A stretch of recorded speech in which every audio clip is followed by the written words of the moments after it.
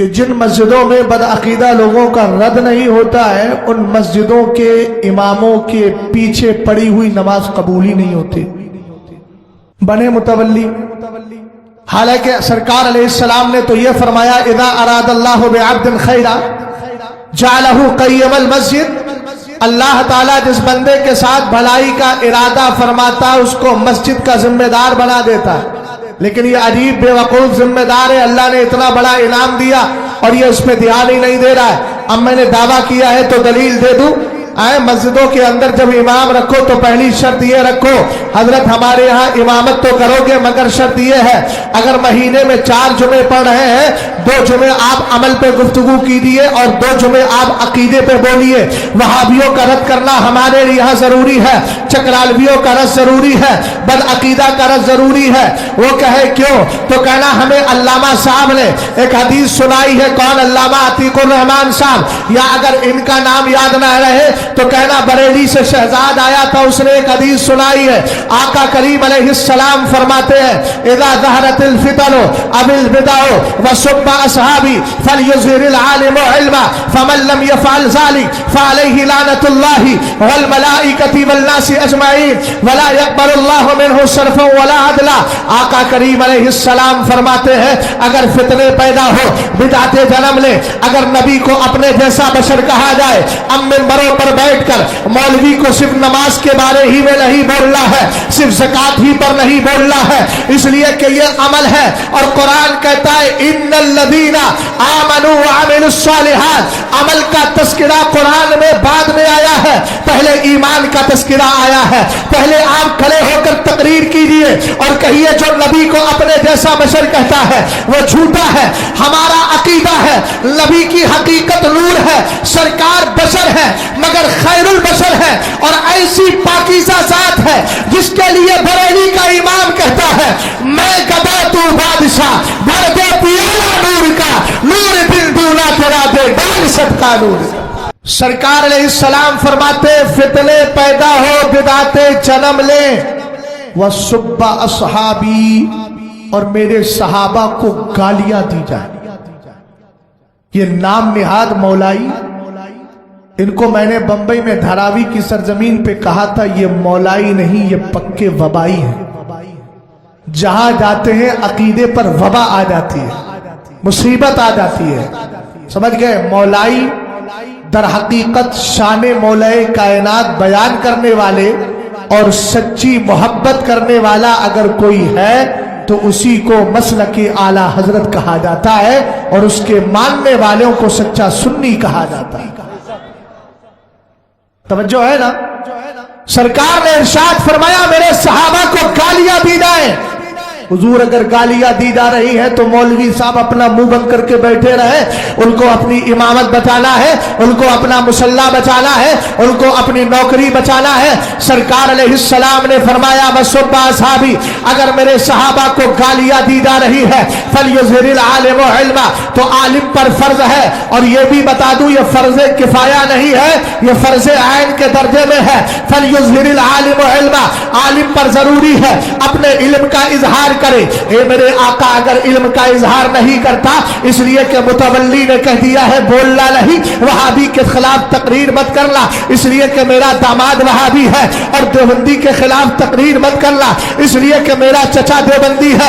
ہم نے کہا تیرے چچا اور تیرے رشتے جائیں، ہماری دیہاتی زبان میں بولے تو چولہے بھاڑ کے اندر چلے جائیں، ہمیں ایسے رشتے داروں کی ضرورت نہیں ہے۔ یاد رکھ آقا کریم علیہ السلام کا فرمان ہے عالم پر فرض عین ہے اپنے علم کا اظہار کرے، اسی لیے تو اعلیٰ حضرت نے کہا بد مذہبوں کا رد کرنا فرض اعظم ہے۔ اگر کوئی عالم اس فرض اعظم کی ادائیگی نہیں کرتا تو قیامت کے دن پکڑا جائے گا۔ رسول کریم علیہ السلام نے کہا عالم کی की जिम्मेदारी है अपने इल्म का इजहार करे। हुजूर अगर नहीं करता है तो फरमाया फअलैहि लानतुल्लाहि वल मलाइकति वल नासी अजमईन, उस पर अल्लाह की लानत है, उस पर फरिश्तों की लानत है, उस पर सारे लोगों की लानत है। हुजूर आगे फरमाए, आपने कह दिया ना नमाज पढ़ने आए पीछे इस इमाम के, मैंने कहा जुमे आता है तब भी सुन तेरी नमाज नहीं, पंज वक्त आता है सुन तेरी नमाज नहीं, इसलिए कि तूने क्या कहा था, यहाँ वहाबी का रद नहीं होगा, यहाँ देवबंदी का रद नहीं होगा, यहाँ नाम निहाद मौलाइयों का रद नहीं होगा, तूने रद से मना किया था। सिचुएशन ऐसी है, कंडीशन ऐसी है, कैफियत ऐसी है। हमने कहा याद रख, तू आज अली की शान सुनने आया है, तुझे मालूम होना चाहिए कि जब मक्की मदीने शरीफ के अंदर 3 दिन बलवाइयों का कब्जा था, अली ने घर में नमाज पढ़ी, मस्जिद नबवी में नहीं गए, जबकि 7.5 लाख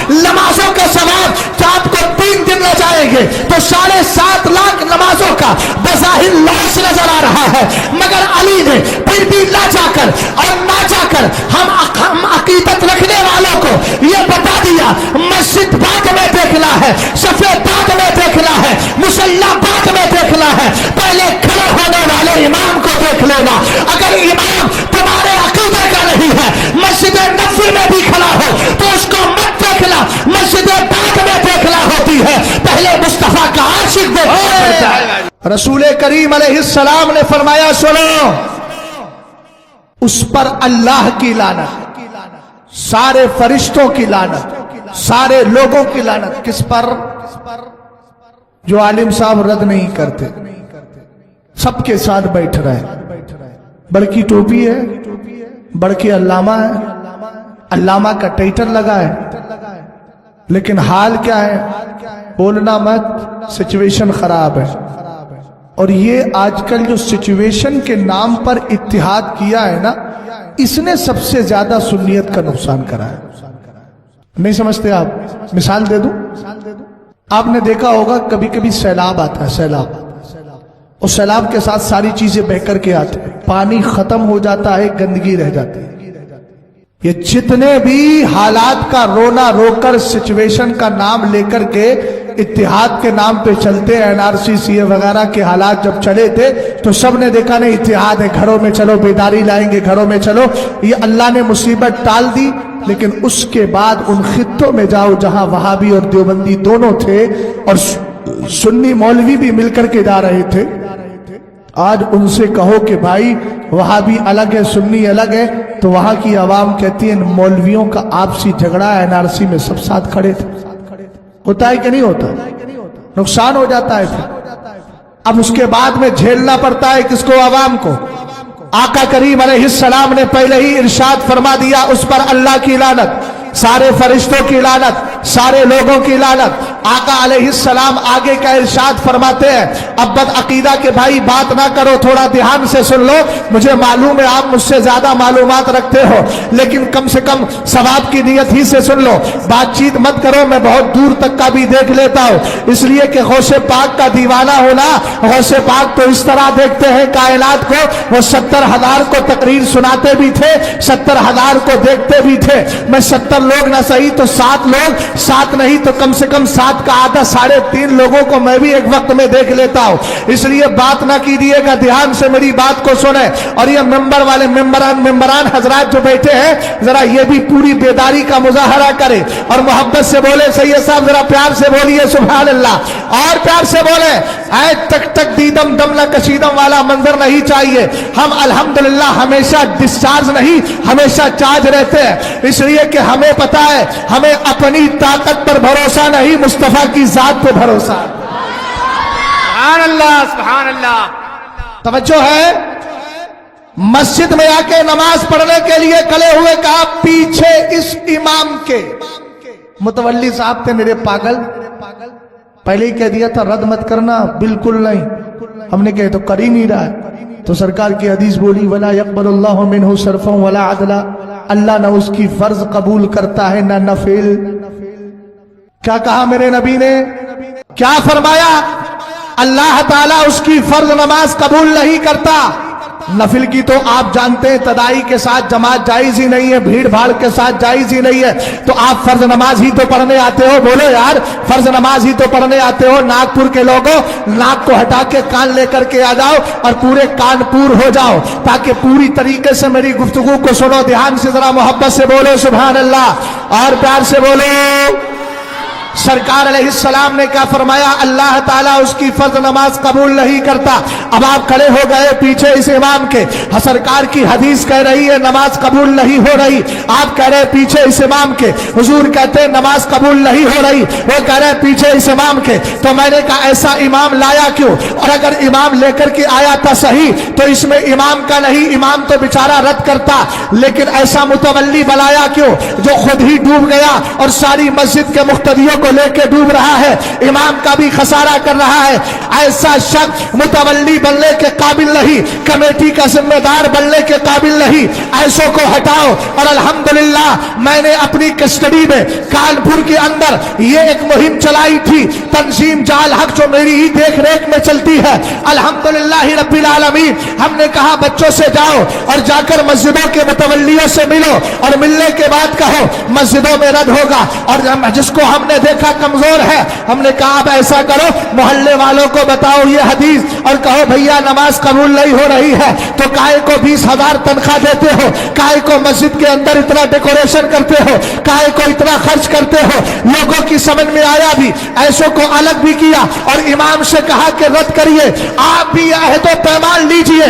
दो चीजों का अहद इन्होंने लिया है, आपसे किया है, एक चीज का अहद मैं आपसे करवा रहा हूं, आप ये जिम्मेदारी उठाए कि जिस मस्जिद का मुतवल्ली अपने इमाम से कहता हो रद्द नहीं करना है, तो इमाम से कहूंगा आप रद्द करिए और फिक्र मत कीजिए, इसलिए कि रोजी कोई मुतवल्ली नहीं देता है, रोजी खुदा की जात अता किया करती है। और अल्लाह खुद फरमाता है वमन यत्तकिल्लाह यजअल लहू मखरजा व यरज़ुक़हु मिन हैसु ला यहतसिब, कहा जो अल्लाह से डरता है अल्लाह उसके लिए रास्ता निकाल देता है और वहां से रोजी अता फरमाता है जहां उसका ख्याल भी नहीं आता। अच्छा, जो मुतवल्ली इमाम साहब को रद्द से मना करते हैं उसके पीछे कुछ न कुछ राज होता है, या तो उनका किराएदार वहाबी होगा, या उनका रिश्तेदार वहाबी होगा, या उनकी तिजारत वहाबी के साथ होगी, यही तो होता है ना।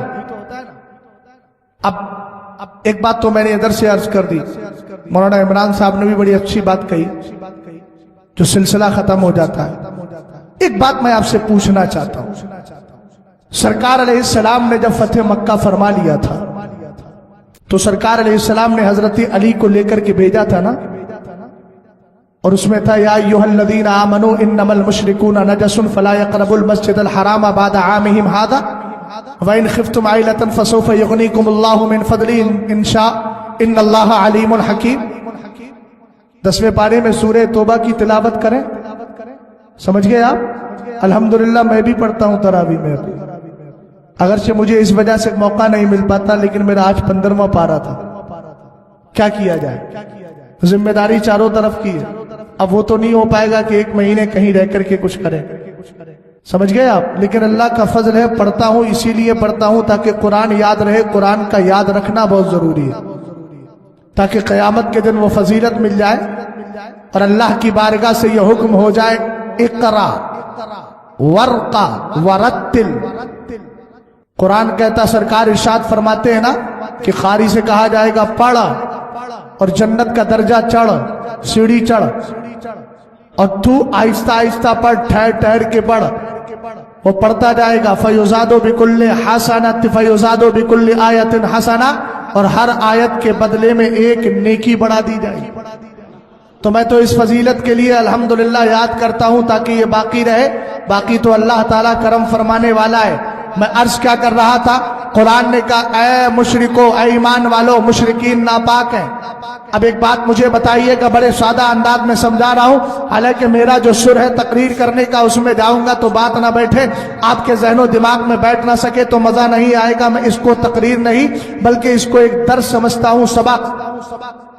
علامہ عتیق صاحب اور ہمارے حضرت بیٹھے اور پیچھے حضرات بیٹھے ہیں، میں انہی کی بارگاہ میں عرض کرتا ہوں، قرآن نے کیا کہا؟ ایمان والوں مشرکین ناپاک ہیں، گندگی ہے، نجاست ہے۔ اب میں ایک بات آپ سے پوچھنا چاہتا ہوں، ایک مشرک ہے، اس نے شاندار جبہ پہنا اور اوپر سے ٹوپی بھی لگا لی، اور اس نے لگایا اود کا شاندار کیا عطر لگا لیا، اور ایسی خوشبو ہے صاحب 50 نہیں بلکہ 40 60 ہزار روپے تولہ کے حساب سے وہ عطر ملتا ہے۔ اس نے پورا جسم معطر کیا، اور معطر کرنے کے بعد یہ آ گیا، اب آپ کی مسجد میں آ کے کہتا ہے دروازے پہ کھڑے ہو کے، مولانا صاحب مجھے دانے دو، یا مکہ شریف چلا گیا اور کہنے لگا حرم میں مجھے انٹری دو، اس لیے کہ قرآن نے کہا ہے ایمان والے مشرک اے ایمان والوں مشرکین ناپاک ہے، لیکن دیکھو میرے جسم پہ کہیں ناپاکی نہیں، میں نے تو عطر لگا لیا ہے، میں نے تو خوشبو لگا لی ہے، میرے جسم سے خوشبو آ رہی ہے، بولو اب بھی اس کو پاک کہو گے کہ ناپاک؟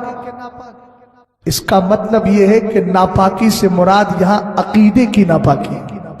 قرآن نے کہا وہ ناپاک ہے، ہم نے کہا وہ تو عطر لگا کے آ رہا ہے لیکن پھر بھی ناپاک، تو آپ کہیں گے یہاں پر جسم کی ناپاکی نہیں۔ کافر اگر عمدہ لباس بھی پہن لے، اگر اشاروں میں سمجھ جاؤ 10 لاکھ کا کپڑا بھی پہن لے، تب بھی ناپاک ہی ناپاک رہے گا۔ ذرا توجہ فرمائیے گا، ہم نے کہا یہ عقیدے کی ناپاکی ہے، اس لیے کہ وہ ایک خدا کو چھوڑ کے نہ جانے کس کس کی پرستش کرتا ہے، اس لیے اس کو ناپاک کہا گیا۔ میں نے کہا جب ادھر ناپاکی بدعقیدگی کی ہے تو اگر کوئی سرکار کی گستاخی کرتا ہو وہ بھی ناپاکی ہے کہ نہیں؟ ہم نے کہا کہ جب اس ناپاکی کی بنیاد پر مسجد سے روکا جا رہا ہے تو اس ناپاکی کی بنیاد پر بھی مسجد سے روکا جائے گا۔ نہیں سمجھے؟